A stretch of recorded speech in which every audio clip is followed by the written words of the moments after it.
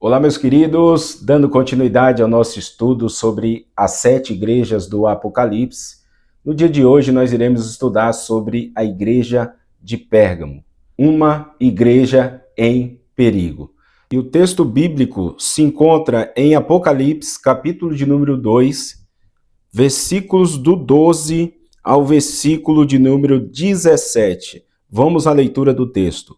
Ao anjo da igreja em Pérgamo escreve: estas coisas diz aquele que tem a espada afiada de 2 gumes. Conheço o lugar em que habitas, onde está o trono de Satanás, e que conservas o meu nome, e não negaste a minha fé. Ainda nos dias de Antipas, minha testemunha, meu fiel, o qual foi morto entre vós, onde Satanás habita, tenho, todavia, contra ti algumas coisas, pois que tens aí o que sustentam a doutrina de Balaão, o qual ensinava a Balaque a armar ciladas diante dos filhos de Israel, para comerem coisas sacrificadas aos ídolos e praticarem a prostituição. Outros sim, também tu tens os que da mesma forma sustentam a doutrina dos nicolaítas.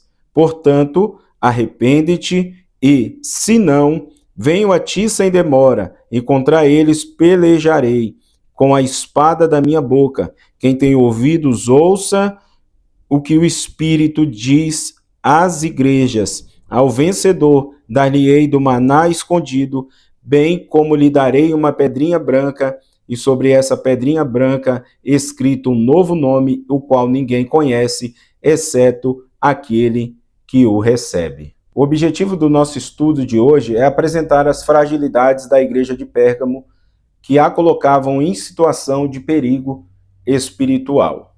Para iniciarmos a nossa conversa, eu quero deixar 2 perguntas para que vocês possam responder. Você pode deixar aqui no comentário, a sua resposta acerca dessas 2 perguntas que eu vou fazer agora neste momento para vocês.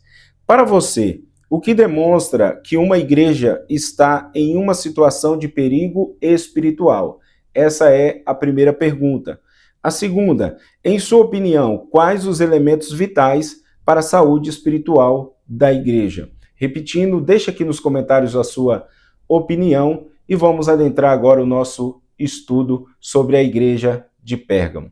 Como todos nós sabemos, Apocalipse, ele é o livro da revelação. Então, quando Jesus aparece a João, João estava ali, o último dos apóstolos, na ilha de Patmos, exilado, e Jesus aparece para ele e dá uma missão para João escrever aos anjos das 7 igrejas do Apocalipse. Sabemos que os anjos das igrejas eram os pastores dessa igreja e, consequentemente, essa carta também seria lida e dirigida aos membros daquelas igrejas. A estrutura da carta à igreja de Pérgamo, ela é composta de apresentação, elogio, advertência e promessa. Então, Pérgamo era a capital da província romana na Ásia. Era o principal centro cultural do mundo helênico. Durante o reinado de Eumenes II, foi fundada uma biblioteca em Pérgamo, com mais de 200.000 manuscritos. Essa biblioteca despertou a inveja do rei helenístico Ptolomeu V, do Egito, para impedir que a biblioteca de Pérgamo superasse a de Alexandria, no Egito. Ptolomeu V restringiu a exportação do papiro. O Egito era o único país naquela época que fabricava o papiro. Os produtos de livros de Pérgamo foram levados para a necessidade a usar outro material. Os produtos de livros de Pérgamo, devido a essa restrição, eles foram levados a usar outro tipo de material. A substituição do papiro, eles tiveram a brilhante ideia de usar couro fino, feito de animais jovens, para que pudessem ali dar continuidade aos seus escritos.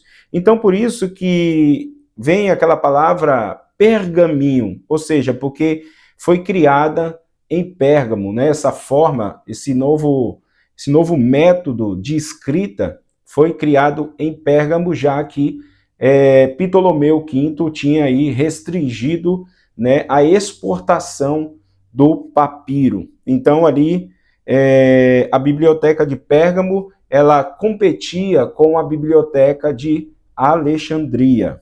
A cidade de Pérgamo, onde estava localizada a igreja de Pérgamo, ela não era tão importante comercialmente e culturalmente como Éfeso e Esmirna, por exemplo, mas era relevante sobre o ponto de vista político e religioso.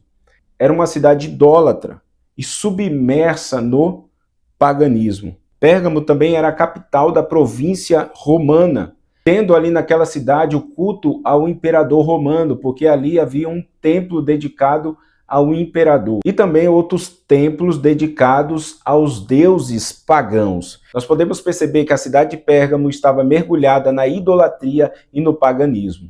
Então ali, mediante toda essa situação adversa, surge uma igreja fiel ao nosso Senhor Jesus Cristo, que foi a igreja de Pérgamo, uma igreja fiel a Jesus e a sua palavra. Antes de adentrarmos aí os tópicos do nosso estudo nesse dia, eu venho pedir a você que você curta, se inscreva no canal, ative o sino da notificação para que você fique por dentro de tudo aquilo que acontece aqui no canal Momento da Palavra.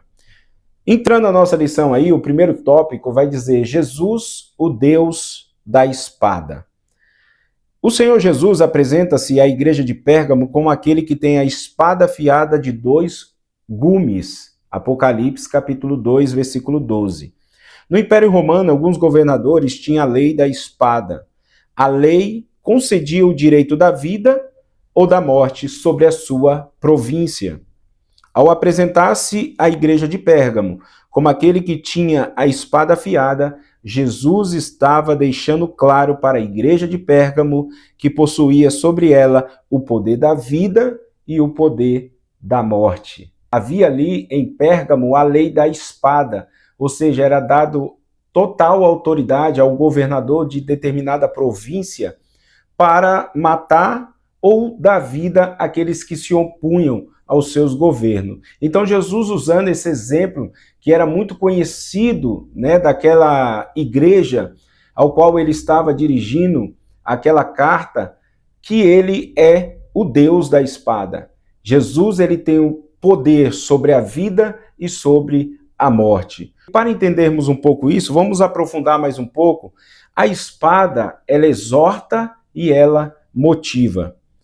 No versículo de número 12, vai dizer assim, de Apocalipse capítulo 2, estas são as palavras daquele que tem a espada afiada de 2 gumes. A espada que Jesus tem é a sua palavra. Ela possui 2 fios, isto é, faz a ferida e tem o poder para curar. A espada exorta e motiva, ajunta e espalha. O Senhor Jesus diz à igreja de Pérgamo que ela estava plantada em um lugar onde havia o trono de Satanás. Ele sabia da dificuldade que aquela congregação estava enfrentando, em um lugar desfavorável para o crescimento da fé cristã. Pérgamo era uma cidade onde as questões relativas à espiritualidade estavam totalmente deturpadas. E Jesus conhecia essa realidade. Ele sabia que não era o lugar ideal para a igreja estar localizada ali. Porém, ela estava ali plantada pelo próprio Senhor. Mesmo em um contexto desfavorável, a igreja de Pérgamo estava ali naquela localidade e ela procurava sempre se manter fiel ao Senhor Jesus. É por isso que ela recebeu elogios da parte do Senhor e Salvador Jesus Cristo. Os olhos daquela comunidade não estavam no trono e no reino de Satanás, localizada ali naquela cidade, mas estava no trono e no reinado de Jesus. E essa igreja recebeu o elogio do Senhor Jesus por não negar a sua fé. Os crentes de Pérgamo afirmaram a sua fé em Jesus Cristo, mesmo tendo a morte como destino. Pérgamo era um centro de culto pagão. A afirmação de Jesus sobre o trono de Satanás faz uma alusão sobre o paganismo naquela cidade. Ali havia um templo dedicado a Zeus, considerado o Deus supremo da mitologia grega. Este templo era uma das 7 maravilhas aí do mundo antigo e diariamente acontecia sacrifícios, né, dedicado aí a Zeus, nesse templo dedicado a ele. Ali também acontecia adoração a Esculápio, considerado como deus da cura. A imagem de Esculápio era uma serpente que remetia à figura de Satanás lá no Jardim do Éden. Na cidade de Pérgamo também estava localizada uma famosa escola de medicina. Por isso que muitas pessoas iam até aquela cidade em busca de cura. Então por isso que Esculápio ele era associado a muitas curas que aconteciam. Então havia ali uma mistura de medicina e crendice popular naquele local. Ali também naquela cidade acontecia o culto ao imperador. O culto ao imperador servia como um importante elemento de unificação cultural e política do Império Romano. No ano 29 a.C. foi construído o primeiro templo a um imperador vivo, e o nome desse imperador era Augustus. Os cristãos que não adorassem o imperador, eles eram perseguidos e muitas vezes mortos, presos por não adorar aquela divindade. Nós podemos entender um pouco quando Jesus diz que o trono de Satanás estava localizado naquela cidade.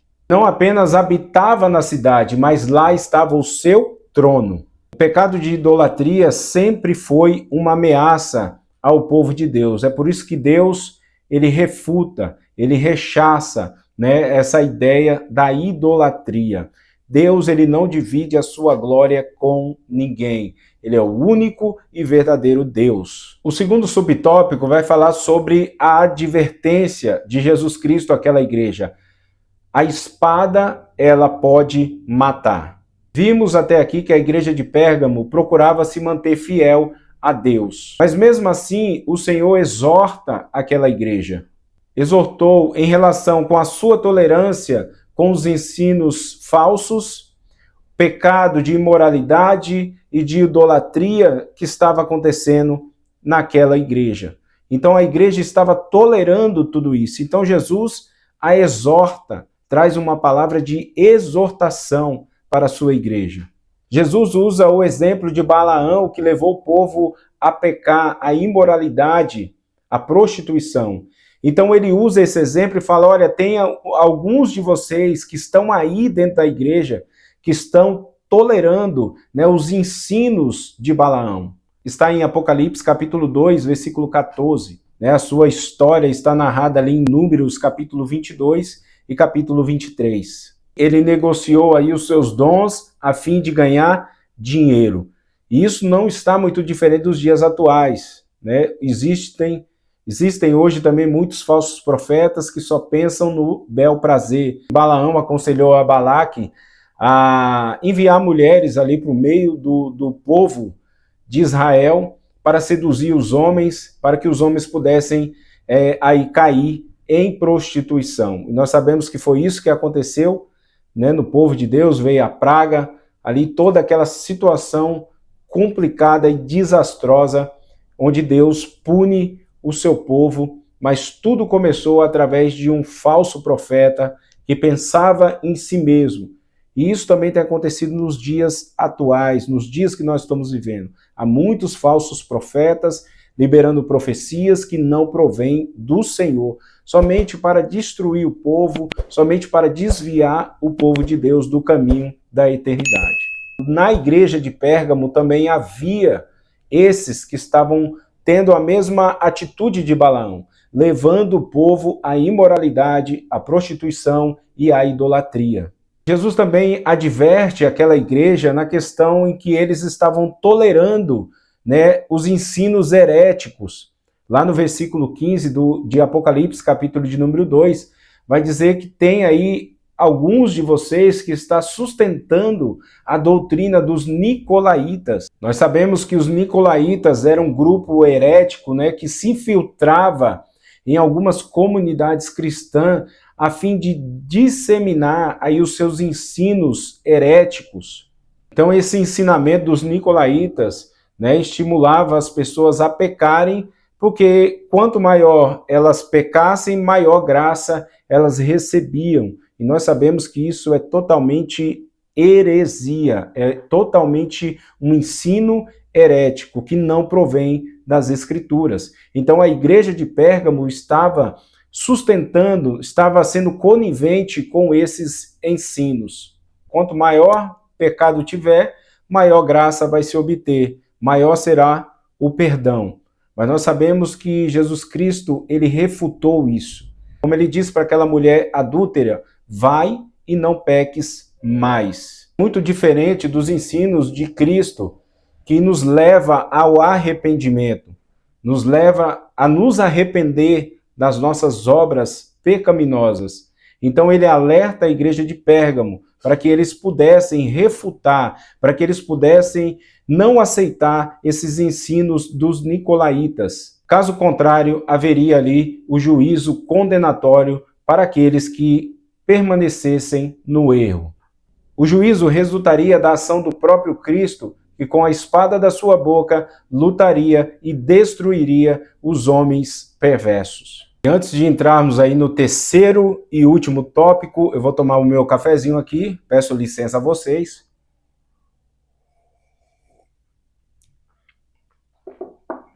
Agora nós vamos entrar aí no terceiro tópico do nosso estudo sobre a igreja de Pérgamo. O terceiro tópico vai dizer assim: promessa, a espada pode dar vida.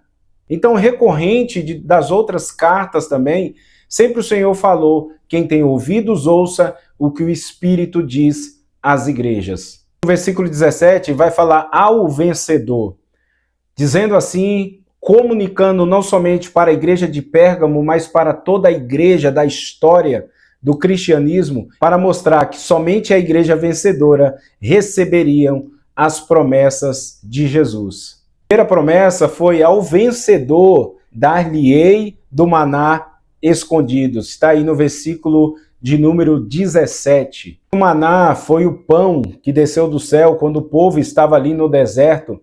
Essa história vai ser narrada lá em Êxodo, capítulo 16, versículos do 11 ao 15. Então tinha aquela porção diária do maná, e quando o maná cessou, foi pegado um vaso e colocado uma porção dentro desse vaso, e esse vaso foi colocado dentro da Arca da Aliança, que nós sabemos que no Antigo Testamento simbolizava a presença de Deus. Foi guardado para que o povo pudesse se lembrar, todas as gerações que viriam, as gerações futuras, se lembrarem como Deus os sustentou no deserto, dando pão do céu todos os dias. Em João capítulo 6, versículo 51, Jesus vai dizer que ele é o pão do céu, o pão que desceu do céu. Isso quer dizer que o maná escondido é o próprio Jesus. Quando ele disse que o vencedor receberia o maná escondido, ele estava dizendo à igreja de Pérgamo que se ela permanecesse fiel, ela receberia o próprio Jesus na presença de Deus Pai nos céus. A outra promessa foi a promessa da vitória definitiva, né? Lá no versículo 17 de Apocalipse 2, quando fala sobre a pedrinha branca, né? Dar-lhe-ei uma pedrinha branca. Então vamos ver o que significa isso aqui. No mundo antigo, a pedra branca ela tinha muitos significados. Durante o julgamento, a pedra branca significava absolvição. Em contrapartida, a pedra preta significava a condenação. Então esse é um dos significados. Então Jesus estava dizendo àquela igreja que se eles permanecessem fiéis até o fim, Jesus estava ali absolvendo eles dos seus pecados.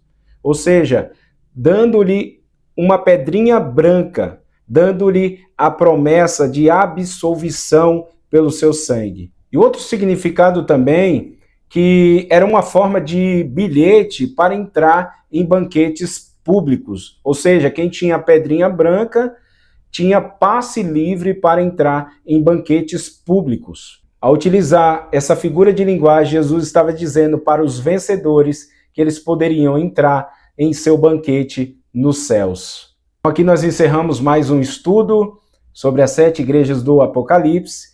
E eu venho pedir mais uma vez que você curta, compartilhe esse vídeo, se inscreva no canal, ative o sino da notificação para que você fique por dentro de tudo que acontece aqui no canal Momento da Palavra. Como nos vídeos anteriores, eu vou deixar aqui na descrição 3 links de 3 livros que trata acerca desse assunto das 7 igrejas do Apocalipse. Nós sabemos que o tempo ele é curto, não temos como fazer um vídeo muito longo, mas trazemos aqui, né, uma rápida explanação acerca do estudo. Porque nós sabemos, se fôssemos discorrer sobre todo o assunto em sua profundidade, não daria tempo, o vídeo ficaria muito longo e se tornaria cansativo para você acompanhar. Então vou deixar na descrição 3 links, né, de 3 livros aí, você compre e usufrua aí de um aprendizado acerca da palavra de Deus. Que Deus abençoe e até o próximo vídeo, se assim Deus nos permitir.